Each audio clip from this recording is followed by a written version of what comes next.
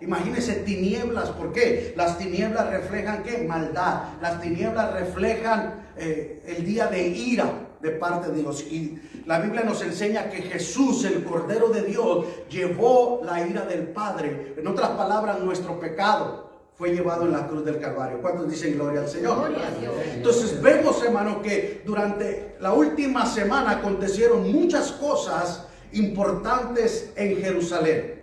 Y terminamos en este domingo de resurrección. Domingo de resurrección lo terminamos, hermano, el Señor ha resucitado, siguiendo a Jesús en Jerusalén. Vamos a Marcos capítulo 16, versículo 1 en adelante. ¿Lo tenemos? Amén. Lo leemos con la bendición del Padre, del Hijo y del Espíritu Santo. Cuando pasó el día de reposo, María Magdalena, María la madre de Jacobo y Salomé compraron especias aromáticas para ir a ungirle. Muy de mañana, el primer día de semana, vinieron al sepulcro ya salido el sol. Pero decían entre sí: ¿quién nos removerá la piedra de la entrada del sepulcro? Pero cuando miraron, vieron removida la piedra, que era muy grande. Y cuando entraron en el sepulcro, vieron a un joven sentado en el lado derecho, cubierto de una larga ropa blanca, y se espantaron. Mas les dijo: no os asustéis, buscáis a Jesús Nazareno, el que fue crucificado. Ha resucitado, no está aquí. Mirad el lugar donde le pusieron. Pero id, decid a sus discípulos y a Pedro que él va delante de vosotros a Galilea. Allí le veréis como os dijo. Y ellas se fueron huyendo del sepulcro, porque les había tomado temblor y espanto. Ni decían nada a nadie, porque tenían miedo. Aleluya. Dile a tu vecino: ha resucitado. Ha resucitado. Puede tomar asiento. El cristianismo, hermano, la base y el fundamento del cristianismo es la resurrección de Cristo. Si Cristo no hubiera resucitado, vana es nuestra fe, vana es nuestra creencia. Buda era una persona importante y muy sabia, sin embargo, murió y está ahí sus huesos. Confucio murió y dejó a gente confundida. ¿Cuántos alaban al Señor? Mahoma murió y están sus vellos ahí, sus cabellos en una cúpula debajo de la mezquita nomás. Pero Jesús ha resucitado. ¿Cuántos alaban al Señor? Eso hace la diferencia del cristianismo, hermano, de nosotros. Nadie va a morir en vano por alguien que no cree. ¿Cuántos dicen gloria al Señor? Sin la resurrección no hubiera cristianismo. En 1 de Corintios capítulo 15 versos 13 y 14, Pablo dice: si no hay resurrección de muertos, entonces ni siquiera Cristo ha resucitado. Y si Cristo no ha resucitado, vana es entonces nuestra predicación, y vana también la fe de ustedes. En otras palabras, estamos perdiendo el tiempo en predicar y nuestra fe no tiene base, no tiene fundamento, no tiene sustento. En el verso 19 dice: si hemos esperado en Cristo para esta vida solamente, somos de todos los hombres los más dignos de lástima. Imagínense, pobrecitos, están creyendo en una persona que se murió, en un muerto. ¿Me entiende? Están esperando en un muerto. Pero hermano, Cristo está resucitado. ¿Cuántos alaban al Señor? Él vive y está a la diestra del Padre. Pero ahora en el verso 20 Pablo afirma y dice: pero ahora Cristo ha resucitado de entre los muertos, primicias de los que durmieron. ¿Cuántos dicen gloria al Señor? Gloria. ¿Por qué primicias, hermano? Porque resucitó a la hija de Jairo, porque Eliseo resucitó, ¿me entiende? Al hijo de la viuda, ¿se acuerdan? Al hijo de la mujer de Sunem, la resucitó. Elías resucitó al hijo de la viuda de Sarepta en Sidón. Entonces Jesús resucitó al hijo de la viuda de Naín, a Talita, ¿te acuerdas? A la hija de Jairo. Entonces vemos que resucitó, pero esos que resucitaron, resucitó a Lázaro, pero esos que resucitaron volvieron a morir. Pero Jesús resucitó para siempre. ¿Cuántos alaban al Señor? Por eso Jesús es las primicias, el primero.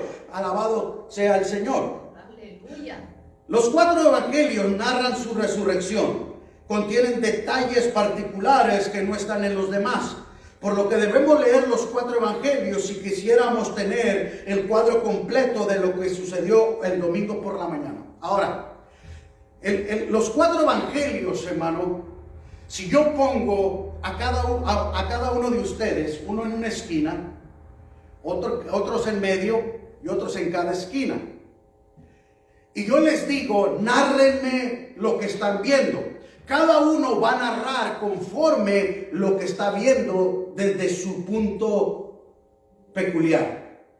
Desde su punto donde usted está parado, sentado, usted va a decir lo que está viendo. Entonces, cada ángulo da una visión, lo mismo, pero de otra perspectiva o de otra manera diferente. Y cuando leemos los evangelios, hermano, cada uno es lo mismo, pero cada uno lo vio desde otro punto de vista, desde otro lado. ¿Cuántos alaban al Señor?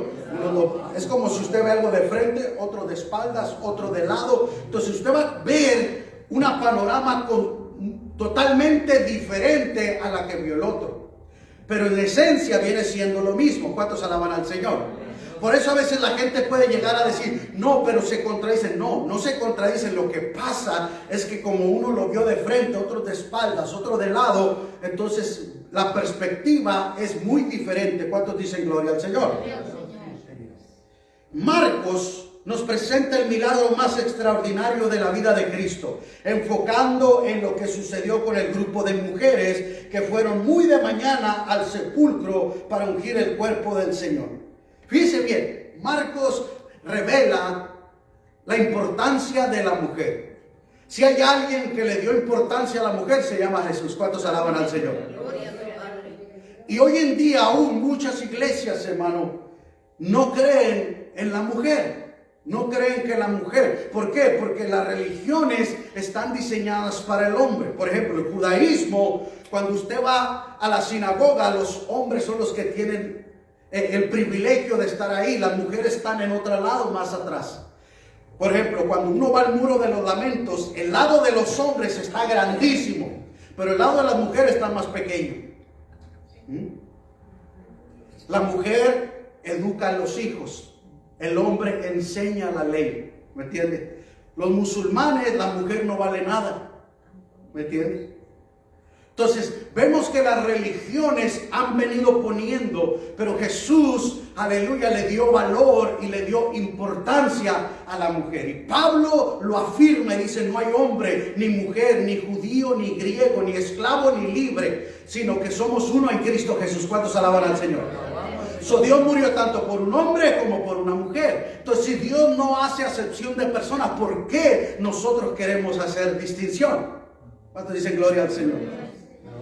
Una devoción incondicional. Número 1, una devoción incondicional. El Señor fue crucificado el día viernes a las 9 de la mañana, expirando 6 horas después. Imagínense, durante 6 horas estaba crucificado, hermano, en una cruz. 6 horas. Nosotros nos clavamos un clavo, hermano, y estamos llorando. Miren, yo les he enseñado Este se llama espina de Cristo, este árbol o esta rama. Y de ahí hicieron la corona de espinas. ¿Me entienden? Ahora, ¿se acuerda que hablamos de Getsemaní? Sudor y sangre salieron por su frente. Entonces había una sensibilidad. Cuando tu piel está sensible, está delicada, y todavía, hermano, ponerte una corona de espinas en tu cabeza y con una caña, hermano, pegarte en la cabeza. Ando tirando aquí. No la cerré bien. Imagínese, hermano, al golpearlo penetran las puntas. ¿Cuánto ha agarrado usted y se ha astillado? Todos nos hemos astillado. ¿Cuándo usted ha agarrado un rosal y se ha espinado? Muchas veces. ¿Se da cuenta? Ahora imagínense, hermano, la piel de Jesús, la frente de Jesús, el cráneo de Jesús estaba sensible y todavía, hermano, y estas no son como las rosas que son más chiquitas y delgaditas, no, estas son más gruesas. Entonces son más difíciles de quebrar. Entonces penetran, hermano, y el dolor y el sufrimiento que Jesús estaba experimentando. ¿Cuántos alaban al Señor? No solamente eso, Marcos 15:42 nos dice la víspera del día de reposo. Ahora, tenía que ser crucificado y morir antes del día de reposo. El día de reposo empieza a las 6 de la tarde. Entonces tenían desde las 3 de la tarde hasta las 6 de la tarde tenían que bajar el cuerpo y llevarlo a una tumba, sepultarlo, para no violar la ley. Por lo que el día viernes, que es víspera de reposo, no significa que el viernes en la tarde, entre las 3 y las 6 de la tarde. El día que llamamos viernes, los judíos lo llaman el día de la preparación. El viernes muy temprano, los judíos empiezan, hermano, a prepararse para el Shabbat. Porque ya tienen que tener, desde el día jueves empiezan a prepararse, pero el viernes hacen como un inventario. Tenemos que revisar que no tengamos nada que nos estorbe para celebrar el Shabbat. Tenemos que tener todos los alimentos que vamos a preparar y cocinar antes de que llegue el Shabbat o antes de que llegue la Pascua, porque de las 6 de la tarde no se puede cocinar. ¿Cuántos alaban al Señor? El día de la preparación, el Shabbat. Como podemos leer en el relato de Marcos, José de Arimatea se armó de valor ese viernes en la tarde y le pidió a Pilato el cadáver de Jesús para colocarlo apresuradamente. En el verso 46 dice: en un sepulcro que había sido excavado en la roca y sobre cuya entrada hizo rodar una piedra grande o una gran piedra. Al ver esto, hermano, esta es una réplica de la tumba de Jesús. En el jardín de la tumba, hermano, se encuentra esta tumba y esta es una réplica de cómo era. Ahora, imagínese, hermano, ver esta piedra tan grandota. Imagínese, esta es la puerta. Ahora, una roca que cubría la puerta. El espesor que tenía que tener, más o menos, vamos a ponerle este diámetro. Imagínese el peso. Por eso las mujeres estaban preocupadas. ¿Quién nos va a mover la roca? ¿Cuántos alaban al Señor? Porque se acordaban del milagro de Lázaro. Cuando Jesús llegó, dijo: muevan, quiten la piedra. Entonces ellas pensaron: tenemos que mover la piedra para ungir el cuerpo del Señor. Fíjese, hermano, lo que es estar turbado, estar atemorizado. No miras las cosas con claridad. Se les había olvidado que Jesús dijo que iba a ser crucificado, que iba a ser sepultado, pero que al tercer día iba a resucitar. Se les había olvidado, hermano, que cuando llegó con Marta y María, Él les dijo: yo soy la resurrección y la vida. ¿Me entienden? Se les había olvidado. ¿Por qué, hermano? Porque en los momentos de preocupación, de afán, de ansiedad, nuestra fe como que se hace chiquita, como que perdemos nuestra fe. Las discípulas fieles de Jesús, los hombres habían huido en la crucifixión. Sin embargo, las mujeres estaban al pie del cañón. ¿Cuántos alaban al Señor? Aquel hombre que dijo: yo, Señor, voy contigo hasta la cruz. Pedro, cállate, antes de que cante el gallo me vas a negar. Y allí en Galicanto, hermano, está un pilar, hermano, y arriba están unas personas y un gallo. El gallo está arriba del pilar y abajo están unas personas sentadas, hermano. En referencia que ahí fue donde Pedro negó al Señor. No solamente negó al Señor, sino que lo maldijo. ¿Cuántos alaban al Señor? Oiga, hermano, y era el brazo derecho, y era el líder. ¿Cuántos dicen gloria al Señor? Pero el miedo, el temor, hermano, nos hace hacer cosas porque no las pensamos. Nuestra fe es sacudida. Jesús dijo: Satanás te ha pedido para sacudirte como a trigo, pero yo he orado para que tu fe no falte, que en ese momento tu fe no sea frágil, tu fe no se desbarate. Y muchas veces, hermano, cuando somos sacudidos, nuestra fe nos hace dudar. Bueno, quién sabe, y si no se puede, y que tenemos que creer. ¿Cuánto dicen gloria al Señor? Porque al que cree, todo le es posible. Estas mujeres fueron a preparar, a ungir como es debido, porque durante esas 3 horas no les dio el tiempo suficiente para prepararlo como se debía. ¿Cuántos dicen gloria al Señor? Por eso, cuando aquella mujer entró a la casa de Simón el leproso y empezó a ungir el cuerpo de Jesús y lavar sus pies con lágrimas y ungirle, hermano, con el vaso de alabastro, dijeron: ¿qué desperdicio es este? Dejadla, porque me está preparando. ¿Se da cuenta? Esa mujer estaba ungiendo y preparando su cuerpo para la sepultura, porque no iba a haber tiempo de hacerle todo el procedimiento que se debía de hacer. Estas mujeres servían al Maestro, a quien amaban con todo su corazón. Cristo ya había muerto y es evidente que estas mujeres no esperaban que resucitara. Ellas no se acercaron a la tumba esperando ver a Cristo levantarse de los muertos. Fueron a ungir el cadáver. ¿Se da cuenta, hermano? Se nos enseñó, se nos explicó, se nos dijo, pero en ese momento ellas se les había olvidado. Por eso Jesús dice: de cierto os digo. ¿Cuántas veces, hermano, la duda nos abraza, nos abarca y nos impide creer? No somos los únicos. Mire, estas mujeres fueron a ungir el cuerpo, no fueron a ver a un Cristo resucitado. Se les había olvidado, como a nosotros se nos olvida en ocasiones,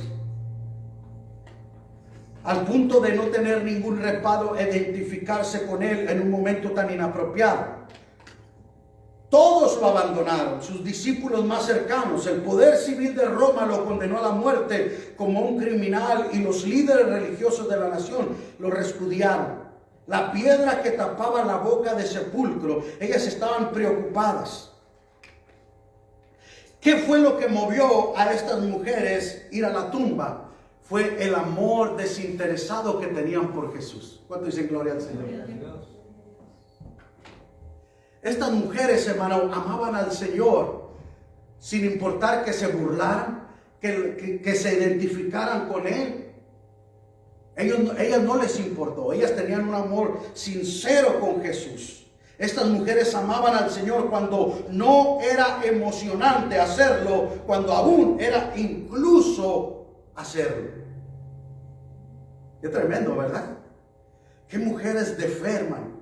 A pesar de que se les había perdido el proceso, tenían una devoción por Jesús, ir a ungir el cuerpo sin importar los riesgos y los desafíos que iban a enfrentar. Ellas estaban decididas a hacerlo porque amaban a su Señor. Segundo, la tumba abierta. Marcos nos da detalles, hermano. En el versículo 4 dice: levantaron los ojos. Al llegar a la tumba y levantar sus ojos, vieron que la piedra que tapaba el sepulcro había sido removida, aunque era sumamente grande. Ahora, imagínense, hermano, al estar ahí, al ver una tumba vacía, una tumba abierta, perdón, una piedra removida. ¿Quién movió esa piedra? ¿Quién tuvo la fuerza? ¿Cuántos vinieron para removerla?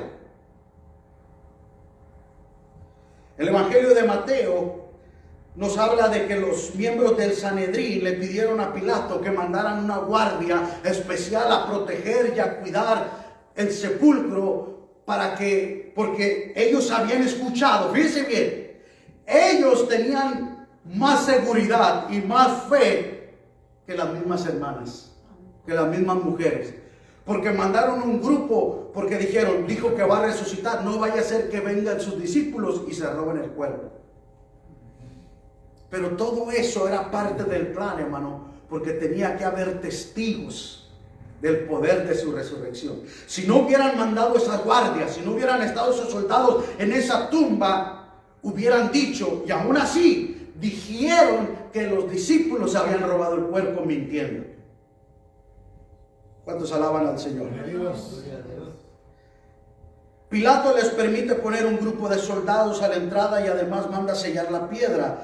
Romper el sello era un crimen de alta traición para el Imperio Romano. Cuando las mujeres llegaron a la tumba no habían soldados ahí. Todos habían huido espantados y la piedra estaba removida. Ahora, pongámonos en la posición de ellos.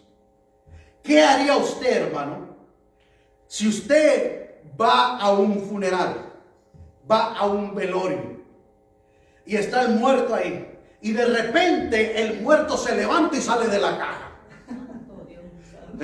No me diga que gloria a Dios, aleluya, va a salir corriendo. ¿Me entiende? ¿Por qué? Porque uno no está acostumbrado a eso, ¿verdad? No es normal ver a gente resucitada todos los días. Por ejemplo, los que trabajan en la mortuaria, hermano, cuando lo están limpiando, lavando los cadáveres, se mueven. ¿Me entiende? Y uno que no está familiarizado se puede asustar, pero ellos saben que es parte de que la sangre y todo eso todavía, aunque ya está muerto el cuerpo, ya no hay función, todavía está fluyendo algo por ahí. ¿Cuántos dicen gloria al Señor? Y para ellos es muy normal. En el verso 5 dice que un joven, en los otros evangelios sabemos que un ángel sentado al lado derecho, vestido con ropaje blanco. Era un joven. Imagínense, los ángeles se ven jóvenes. ¿Cómo nos vamos a ver usted y yo en el cielo? No va a haber arrugas. Aquí la gente se pone más botox, hermano, que a veces hay gente que parecen al Chucky o al Chucky, ¿no? Todos se parecen mostritos, se deforman la cara con esas cosas. Hay que envejecer con dignidad, gloria al Señor, ¿verdad, hermano? Que acá vaya en el cielo no va a haber nada de eso. Mateo nos explica, el 28:2 dice que se produjo un gran terremoto porque un ángel del Señor descendiendo del cielo y acercándose removió la piedra. Ahora, ¿por qué fue el terremoto? ¿Por qué se movió? ¿Cómo movió el ángel? ¿Simplemente con puro poder mental? ¿O con su fuerza? No hay una aclaración específica cómo fue. Pero lo que sí está en evidencia es que movió la piedra. ¿Cuándo dicen gloria al Señor? Ellas estaban preocupadas. ¿Quién nos va a mover la piedra? El Señor tiene todo bajo control. ¿Cuándo dicen gloria al Señor? Hay piedras que nosotros tenemos que remover. Pero lo que no podemos hacer nosotros, Él lo va a hacer por nosotros. En Marcos 16:15, ellas se asustaron cuando vieron dentro. Imagínense, van con la expectativa, las especies para ungir el cuerpo del Señor, y de repente cuando entran, miran a un joven vestido de blanco, lleno de luz. Imagínense, no esperaban ver eso. Tú esperabas ver un cadáver, un muerto, pero ahora miras una persona sentada ahí. Ellas se alarmaron, como dice otra versión. En griego, la palabra asustar describe la misma palabra de angustia que Jesús estuvo en Getsemaní. Imagínense, era un impacto tan fuerte en sus vidas de ellas, hermano, que estaban llenas de angustia. Lucas 24:4 nos dice, y el Evangelio de Juan nos habla de María Magdalena, que había trasladado el cuerpo del Señor. En Juan 20:19 dice que los discípulos estaban reunidos con todas las puertas cerradas por temor a los judíos, y Jesús vino de repente y se puso en medio de ellos. Ahora, ¿cómo Jesús entra a un cuarto donde está todo cerrado? Ellos estaban asustados, tenían miedo. Cierren, laqueen las puertas, pónganle 2, 3 candados. Ni la puerta negra estaba tan segura como esa. ¿Cuántos alaban al Señor? Pero para Jesús no hay puerta que Él no pueda entrar. Ahora, tenía un cuerpo, hermano, que podía atravesar paredes. Qué tremendo, ¿verdad? Y el Señor entra al lugar donde están ellos asustados, llenos de temor, porque cuando nosotros empezamos a dudar, Cuando nosotros empezamos a dejar de creer, hermano, perdemos nuestra fe. Y al perder nuestra fe viene el miedo, viene el temor. Por eso Pedro, cuando caminó en el agua y se hundió, le dijo Jesús: ¿por qué dudaste, hombre de poca fe? Entonces, cuando dudamos, empezamos a hundirnos, empezamos a entrar en un pantano. ¿Me entienden? Y ellos estaban llenos de miedo. Toda la enseñanza, todo lo que Jesús le había dicho: es necesario que el Cristo sea crucificado y caiga en manos de pecadores y sea crucificado, y al tercer día resucitaré de los muertos. Cuando el temor, la duda, el miedo, la inseguridad nos abraza, hermano, perdemos nuestra fe. Pero qué lindo es el Señor, hermano, que aún así nos sigue amando. Con nuestras dudas, con nuestras inseguridades, con nuestra falta de fe, el Señor todavía nos sigue amando. ¿Cuántos alaban al Señor? El Señor había salido de la tumba.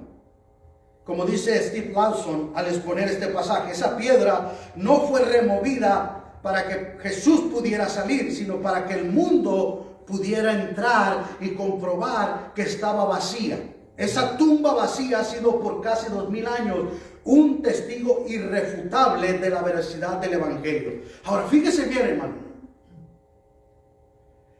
La piedra fue removida no para que Él saliera, sino para que pudiéramos entrar.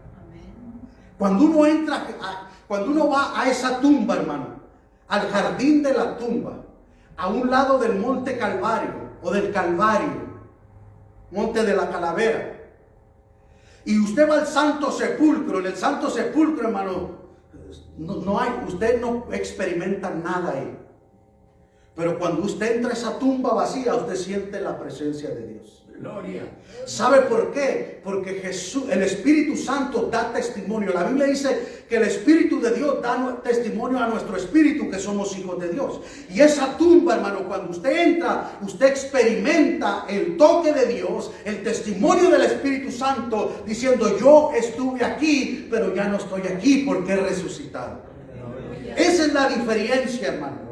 Que cuando usted va a uno y a otro lugar, usted experimenta el testimonio de los que creemos, de los que tenemos el Espíritu Santo. ¿Cuántos alaban al Señor?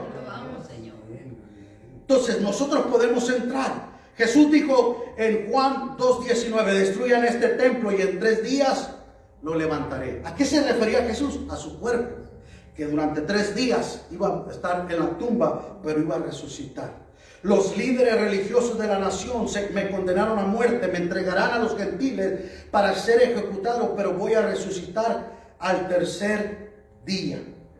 El problema que han enfrentado los escépticos a través de la historia es que nunca han podido dar una explicación satisfactoria de cómo fue removida esa piedra y cómo desapareció el cuerpo de Jesús.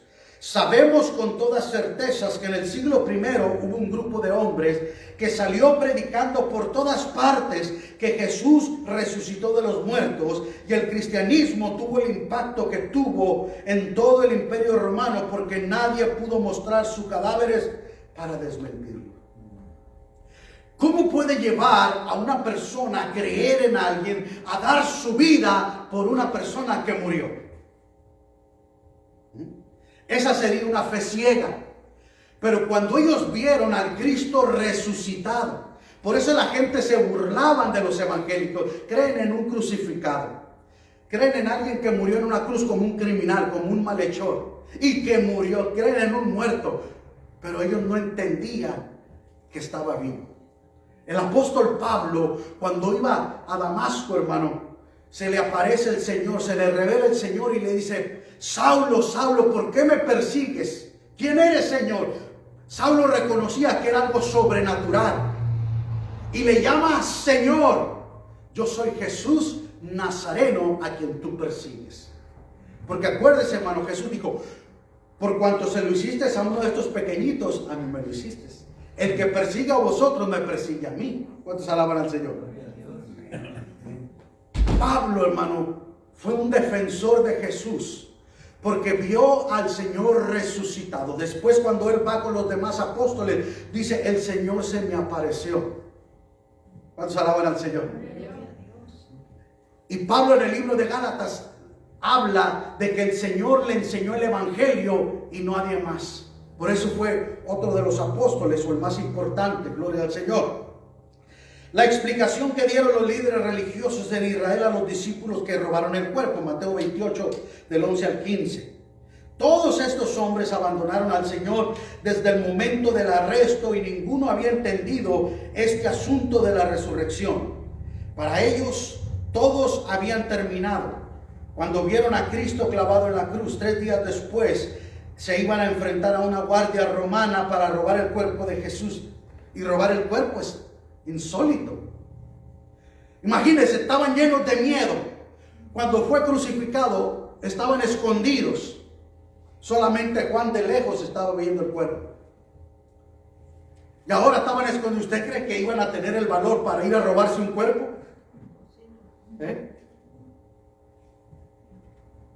Estaban temblando de miedo. No tiene sentido. Es lógico pensar que el Nuevo Testamento fue escrito por un grupo de individuos desquiciados, capaces de dar su vida por una mentira que habían inventado. De ninguna manera, hermano. ¿Cómo iban a inventar y creerse algo, hermano, que la arqueología, que la historia ha descubierto? Por eso, hermano, cuando uno va a Israel, lo que uno lee en la Escritura y camina en los lugares arqueológicos, por eso la arqueología descubre la historia de la tierra, los artículos, monedas, dibujos, vasijas, cosas que eran de ese tiempo, hermano, que dan testimonio y evidencia de que eso aconteció allá. ¿Cuántos dicen gloria al Señor? Gloria. Alguien dijo que pisar la tierra de Israel es el 5.º evangelio, porque tú lees los 4 evangelios, pero tú caminas en el 5.º evangelio, donde la misma tierra te habla, la misma tierra te enseña lo que el evangelio dice ahí. ¿Cuántos alaban al Señor? ¿Qué explicación podemos dar de la transformación de Saulo, un acérrimo perseguidor de los cristianos? Fue un apóstol que llevó el evangelio a toda Asia Menor, hermano. Un hombre, hermano, que fue apaleado, golpeado, maltratado, encarcelado, ¿me entiende? Como ningún otro. Cosechó lo que sembró. Él perseguía a los cristianos, él arrastraba a los cristianos, él daba la autorización para que les... Ahora iba a experimentar en carne propia lo que él aprobaba. ¿Cuántos alaban al Señor? Amén. ¿Cómo una persona está dispuesta a sufrir por una mentira, por un engaño, por una falacia? Usted tiene que tener la seguridad, como decimos en el rancho, los pelos de la burra en la mano, ¿verdad? Para confirmar que la cosa es verdad. Cuando usted, ¿cómo dice el dicho? Hermano, tengo los pelos de la burra en la mano, ¿cómo? Juro pues, que es verdad, porque cuando digo algo es porque tengo los pelos de la burra en la mano. Así es. ¿Verdad? O sea, dando una seguridad y una convicción de que es real. Entonces, ¿cómo ellos iban a decir o vivir o sufrir por causa de un engaño, una mentira? Ellos tenían que tener la seguridad, la convicción. ¿Cuántos alaban al Señor? En Hechos 9, 3 al 5, Pablo relata que tuvo un encuentro con el Cristo resucitado. En 1 Corintios 5, 8 explica también lo que Jesús hizo al resucitar. 1 Corintios 15, 6 dice: se apareció a más de 500 hermanos a la vez, la mayoría de los cuales aún viven. Ahora, ¿tuvieron una visión colectiva? No solamente se le apareció a los 12 discípulos, bueno, a los 11, ¿verdad? 12 con el otro que entró para cubrir a Judas, que traicionó al Señor. A Matías. Aparte las mujeres, aparte 500. Entonces, si se le aparece a usted y usted viene y me cuenta, puedo tener dudas de usted. Puedo decir, bueno, a lo mejor comiste muchos tacos anoche. A lo mejor te entamalaste esa noche, ¿verdad? O te empozolaste en la noche. ¿Cuántos alaban al Señor? Porque a veces cuando uno come mucho, ¿verdad? sueña cosas raras, ¿no? Pero imagínense, hermano, 12, las mujeres, 500 hermanos, ya no es coincidencia, ya no es casualidad. Gloria al Señor. Hay muchos testigos que dan evidencia de que verdaderamente ha resucitado. ¿Cuántos dicen gloria al Señor? Gloria a Dios. Una explicación gloriosa en el versículo 6 dice: no se asusten, ustedes buscan a Jesús el Nazareno, el que fue crucificado. Fíjense lo que dice el ángel: fue crucificado, ha resucitado, no está aquí. Miren el lugar donde lo pusieron, les dijo el ángel a las mujeres. Jesús se levantó de la tumba y de la muerte como había prometido. Y Jesús hace referencia al profeta Jonás cuando dijo: así como Jonás estuvo 3 días en el vientre del pez, es necesario que el Hijo del Hombre esté en la tumba, en la sepultura. Ahora, hablamos que el domingo Jesús entró al templo, el día Domingo de Ramos. Él entró al templo, lloró sobre Jerusalén, celebró la última cena, volteó las mesas, hizo todo eso. Ahora, ¿qué hizo el sábado? La Biblia dice que descendió a predicar a los espíritus encarcelados. Acuérdense que los que morían estaban en el seno de Abraham. ¿Se acuerda de Lázaro y el rico? Jesús nos enseña que en el seno de Abraham están en paz, que estaban separados por un abismo. Pero cuando Jesús va, se los lleva al paraíso. ¿Cuántos alaban? Hay una transición, hermano, del seno de Abraham al paraíso. Cuando los que mueren en Cristo ahora están en el paraíso. ¿Qué es el paraíso? Es la sala de espera. Es una parte del cielo. No están disfrutando ni caminando en las calles de oro como creemos o pensamos, que a veces sacamos del contexto. Están en un lugar de reposo, en un lugar de paz, de descanso. Cuéntale, hermano Gille, que su hija fue asesinada y él quería saber si su hija estaba salva o no. Y el Señor lo llevó al paraíso. Una sala grande, hermosa, dice, donde están todos de blanco, tranquilos, en paz. Y dice que Jesús desciende y todos: Jesús, y empiezan a alabar a Jesús ahí. Acuérdense, hermano, que nosotros vamos a ir a las bodas del Cordero. ¿Cuántos alaban al Señor? Gloria a Dios. Los muertos en Cristo resucitarán y los que quedamos seremos arrebatados juntamente para estar con el Señor. Y estaremos en las bodas del Cordero. Pero en el versículo 7 dice: pero vayan y díganle a sus discípulos y a Pedro: él va delante de ustedes a Galilea, ahí lo verán tal como les dijo. Ahora, Jesús le dice a estas mujeres: vayan y díganles ¿a quién? A sus discípulos y a Pedro. ¿A quién? Pedro. Pedro negó al Señor, Pedro le dio la espalda al Señor, Pedro dijo: yo me voy a pescar, volvió otra vez a su vieja antigua vida, a lo que él sabía. Estaba tan decepcionado y desilusionado de él mismo, hermano, que volvió otra vez, o sea, como diciendo: yo no merezco servir al Señor. Yo que me llenaba la boca y diciendo: Señor, yo contigo. Hermano, si uno es humilde y uno reconoce, tiene la humildad para reconocer sus errores, uno dice: yo no tengo dignidad, porque yo me fui de bocón y dije que yo iba con el Señor a la cruz, y a la mera hora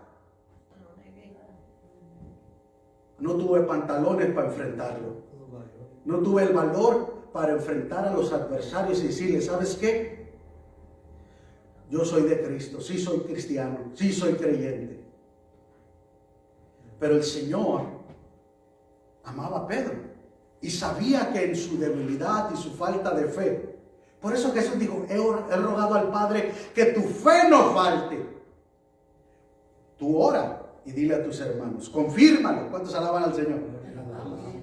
Entonces, vemos ahí, hermano, porque Él es un Dios de segundas oportunidades. Él va con los discípulos.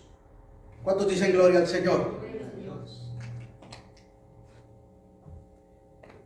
En Tacba, hermano, donde los discípulos están pescando. Durante toda la noche no habían pescado nada. Jesús se le aparece en la orilla, hermano. Y se pone, tiene una asada ahí, unos leños ahí y un pescado en las brasas. Está haciendo un pescado asado. ¿Cuántos alaban al Señor? Hijitos, ¿tenéis algo de comer? Y Pedro, y Juan le dice a Pedro, es el Señor. Pero antes de eso, hermano, ¿tenéis algo de comer? No hemos pescado nada. Acuérdense, el primer milagro de la pesca milagrosa fue ahí, donde Jesús dice que toda la noche no habían pescado nada y le dijo, tiren la red. Y pescaron. Y Pedro vino y le dijo, apártate de mí que soy un pecador. Pedro reconoció que estaba delante de un ungido, de un santo, del Señor. Y reconoció su pecado. Por segunda ocasión, desanimados, decepcionados, vuelven a lo que sabían hacer. Y Jesús había resucitado. Diles a mis discípulos que ya los veo allá en Galilea. Allá los alcanzo. Allá los miro. Y dile a Pedro también. Mientras yo voy a ir a pescar, pues vamos contigo. Siempre el desanimado sigue a los desanimados, ¿verdad? Y ahí van todos. Y toda la noche no habían pescado nada. Hijitos, y el Señor tiene su pescado. ¿Tenéis algo para comer? No hemos pescado nada. Y el Señor le dijo, tiren la red. No hemos hecho, pero en tu palabra, ¡pum!, la tiraron y se llenó de peces. Juan ve que es el Señor y distingue, porque estaban a unos 100 metros de la orilla. A 100 metros usted puede distinguir a alguien. Y Pedro distinguió y entendió el primer milagro con este milagro. El único que ha hecho este milagro es el Señor, Pedro. Y Pedro había su culpabilidad. Dijo, yo me acerqué en el primer milagro y reconocí que era un pecador. Voy a ir otra vez. Y se aventó Pedro. ¿Me entiende? Y el Señor ahí fue donde le dijo, Pedro, ¿me amas? Dios salva a Pedro, rescata a Pedro ahí, la primera ocasión, cuando Pedro reconoce que es un pecador. Apártate de mí. Ahora restaura a Pedro. Y Pedro, hermano, ahí reconoce, ¿me amas? 3 veces Jesús le dice. ¿Cómo le gustaría, hermano, que su esposa o su esposo le dijera, ¿me amas? Bueno, pues por algo me casé contigo. No, ¿me amas? Bueno, pues yo te quiero mucho. ¿Me amas? Entonces se sentiría incómodo que le dijeran 3 veces, ¿verdad? Pero Jesús quería ir a la raíz del problema de Pedro. Y Pedro sabía que le estaba respondiendo con un te quiero y no con amor. Te quiero como un amigo, como un camarada, como un líder. No. Ámame con amor incondicional. ¿Me entiendes? Ese es el amor que Dios tiene para con nosotros. Dios nos ama incondicionalmente. ¿Cuántos dicen gloria al Señor? Nos ama tal y como somos, con nuestras virtudes, con nuestros defectos, con nuestros aciertos y con nuestros errores. ¿Cuántos alaban al Señor? ¿Se da cuenta, hermano? Ese es el amor incondicional que Dios tiene. Nosotros en ocasiones tenemos amor selectivo. Amamos a alguien si me cae bien, si me ayuda, si esto, ¿me entiendes? Pero el amor de Dios es incondicional. Una reacción compleja pero comprensible. Mateo 28:8. Saliendo ellas, huyeron del sepulcro porque un gran temblor y espanto se había apoderado de ellas, y no dijeron nada a nadie porque tenían miedo. Alejándose a toda prisa del sepulcro con temor y gran gozo, corrieron a dar las noticias a los discípulos. Fíjense lo que dice el verso 8, Mateo 28:8. Alejándose a toda prisa del sepulcro con temor y gran gozo, corrieron a dar, con temor y gran gozo. Imagínense, hermano, le metieron hasta el turbo las mujeres ahí. Corrieron, dice, con gran gozo, con temor pero con gozo. Cuando una persona, hermano, tiene temor y huye, parece que le salen alas, ¿verdad? Cuenta el hermano José Olguí que una vez cuando era impío se metió a robar en una casa y dice que salió el dueño de la casa con un machetón. Y dice que él corría, dice, ¿por qué corres? Porque volar no puedo, dijo. El miedo no anda en burro, ¿verdad? Hay gente que hace cosas que salta, bardas que usted no saltaría normalmente, pero el miedo, hermano, está tremendo, ¿verdad? Ahora imagínese la velocidad, alejándose a toda prisa del sepulcro con temor y gran gozo. O sea, fíjese los sentimientos, temor, pero a la vez gozo. Temor, pero gran gozo. Fíjese bien, con temor, pero grande gozo. El gozo era mayor que el temor. Ellos iban por una cosa, pero vienen con otra realidad, con una bendición más grande, una experiencia. Espanto, temblor, gozo, miedo, esperanza, asombro, todo eso sucedía al mismo tiempo en la vida emocional de estas mujeres. Pero ahora entiende que aquello no fue el final, sino el principio. Cristo resucitó y eso cambia todo. Estas mujeres huyeron del sepulcro, pero con un mensaje extraordinario que comunican a los discípulos. Marcos dice que no dijeron nada a nadie. Se refiere a que no fueron ahí a contarle a toda la gente, mira, resucitó el Señor, resucitó el Señor. No, nomás fueron a los creyentes. Cumplieron el mandato, la orden. Alabado sea el Señor, conforme le dio el ángel en Lucas 24:8. Esta es otra evidencia incidental de la veracidad histórica de los evangelios, que en los días del Señor se le daba poca credibilidad a la palabra de una mujer. ¿Vemos? La mujer era rechazada, la mujer menospreciada, pero ¿quién fueron las primeras que a ir a la tumba vacía y mirar al Señor resucitado? Mujeres. ¿A quienes se les dio el mensaje que fueran a compartir lo que habían visto? Mujeres. ¿Por qué? Porque la palabra de una mujer no tenía credibilidad, no valía, no tenía valor. ¿Pero qué usó Jesús? Mujeres. Qué tremendo, ¿verdad? ¿Para qué, hermano? Para enseñarnos que no hay acepción de personas. ¿Me entiende? Qué maravilloso es nuestro Señor, ¿verdad?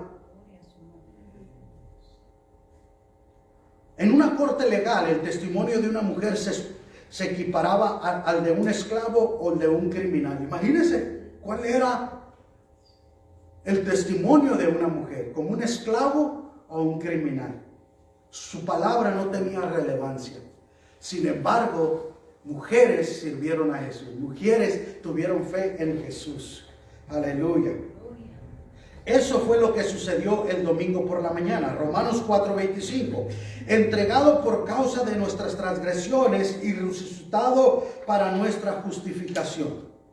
En Filipenses nos damos...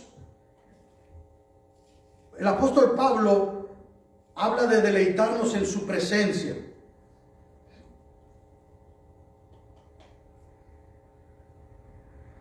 Qué importante, hermano.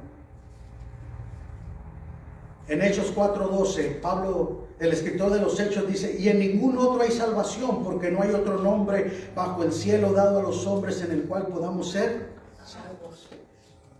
He aquí, ¿por qué buscáis entre los muertos al que vive? No está aquí, sino que ha resucitado. Eso hace la diferencia, hermano. Mire, el cristianismo se ha ido corrompiendo. Easter viene de instar, que nada tiene que ver con Pascua. ¿Me entiende? En inglés es Passover. En español es Pascua. No es Easter. Pero le acomodan Istar, de la reina Istar, la reina del sol o del cielo, que le llaman algunos. Los domingos ponen huevos de conejos. Los conejos no ponen huevos, ¿verdad? Alguien puso una caricatura, hermano, ahí, un meme, ¿no? En las redes sociales el otro día. Y pusieron estaba un conejo así parado en una pared como de granja y lo rodearon gallinas con palos. ¿De dónde sacaste los huevos? Como diciendo, ¿verdad? O sea, nosotros no nos vas a engañar, lo robaste. Qué tremendo, ¿no? Pero todo lo que se hace la gente, hermano, es para atraer gente. Pero la razón, hermano, no están viniendo por la razón correcta. No vienen porque verdaderamente quieren un cambio, verdaderamente hay un arrepentimiento. No, un entretenimiento que nomás se aparecen ahora y ya después ni vienen a la casa del Señor. Como decían que el Trump era cristiano y sacaron ahí, hermano, que nomás fue en Navidad y en Pascua a la iglesia, en todo el año. ¿Me entiende? Entonces imagínense, si usted dice yo soy creyente y nomás va 2 veces a la iglesia al año o 3, yo dudaría de su fe. ¿Cuántos alaban al Señor? ¿Se da cuenta, hermano? No está aquí, sino que ha resucitado, hermano.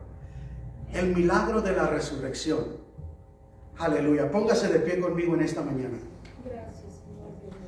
Una devoción incondicional, una tumba abierta y vacía, una explicación gloriosa y una reacción compleja pero comprensible. Alabado sea el Señor. ¿Por qué no hay salvación en ningún otro? Porque resucitó. Y la Biblia, la Escritura dice, y está a la diestra del Padre intercediendo por nosotros. Imagínense, hermano, cuando usted y yo fallamos y nos humillamos y le decimos, Padre, perdóname. Él está con sus manos laceradas, diciéndole, Padre, yo di mi vida por él, por ella. Y Dios tiene misericordia de nosotros. ¿Me entiende? Se fue, pero vendrá. ¿Cuánto dicen gloria al Señor? Gloria. Alabado sea el Señor. Padre, venimos a ti con un corazón contrito y humillado.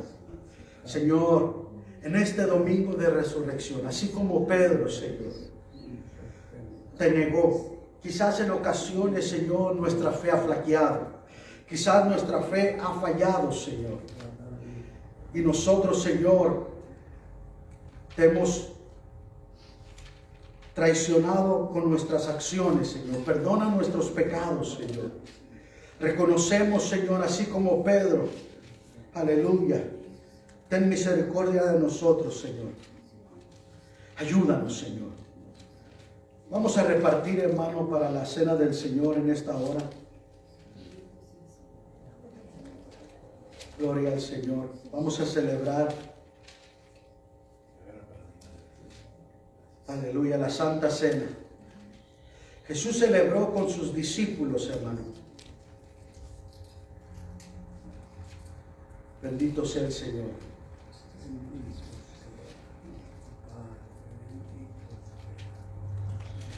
Gracias, Padre, te adoramos, te bendecimos y te glorificamos.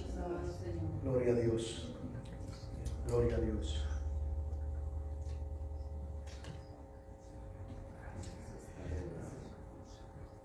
Al final, hermano, les voy a dar una de estas por familia, que se lleven un pedacito, ¿verdad? Para que lo tenga ahí de recuerdo. Y también una copita de madera que tenemos ahí de los viajes que hemos hecho, para que la tenga de recuerdo. En la tumba vacía, hermano, celebramos la Santa Cena. Y nos dan unas copitas de madera, hermano. Ven, te faltó el mío. Gloria al Señor.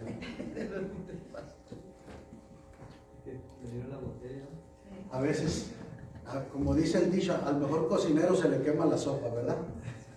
A veces así nos pasa, ¿verdad? Nos salteamos, ¿verdad? Gloria al Señor.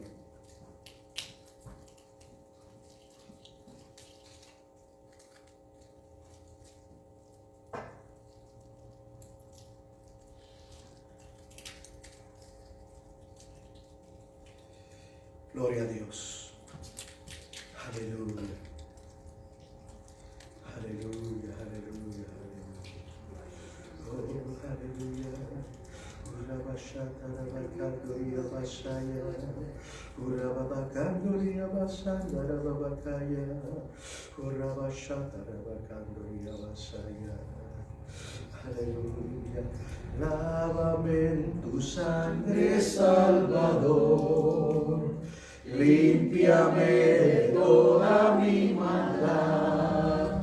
Traigo a ti mi vida para ser, Señor, tuya por la eternidad. Una vez más. Lávame en tu sangre, Salvador. Límpiame de toda mi maldad. Traigo a ti mi vida para ser, Señor, tuya por la eternidad. Aleluya. Primera de Corintios 11:23. El apóstol Pablo dice, porque yo recibí del Señor lo que también os he enseñado. Que el Señor Jesús, la noche que fue entregado, tomó pan y bebiendo y habiendo dado gracias, lo partió y dijo, tomad, comed. Esto es mi cuerpo que por vosotros es partido. Hacer esto en memoria de mí. Tomamos el pan.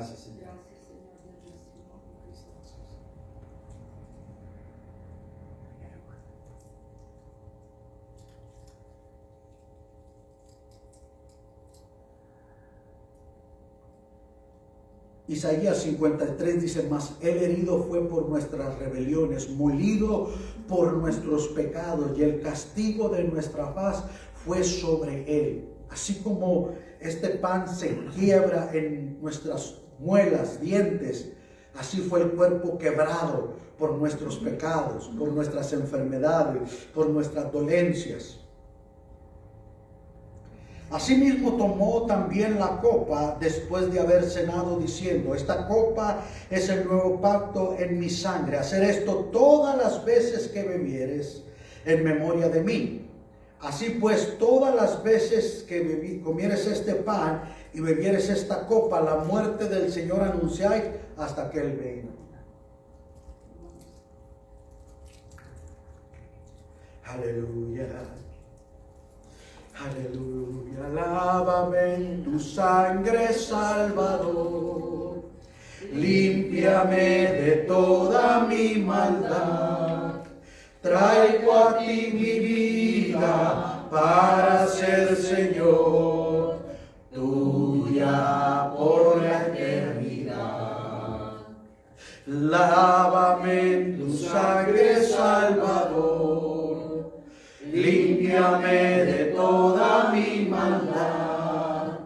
Traigo a ti mi vida para ser, Señor, tuya por la eternidad. Señor, hoy celebramos la muerte y la resurrección de nuestro Señor Jesucristo. Anunciamos, Señor, que moriste en una cruz, que resucitaste al tercer día, pero también que vendrás pronto por nosotros. Ayúdanos a ser la iglesia sin mancha y sin arruga. Que tu sangre nos limpie de todo pecado.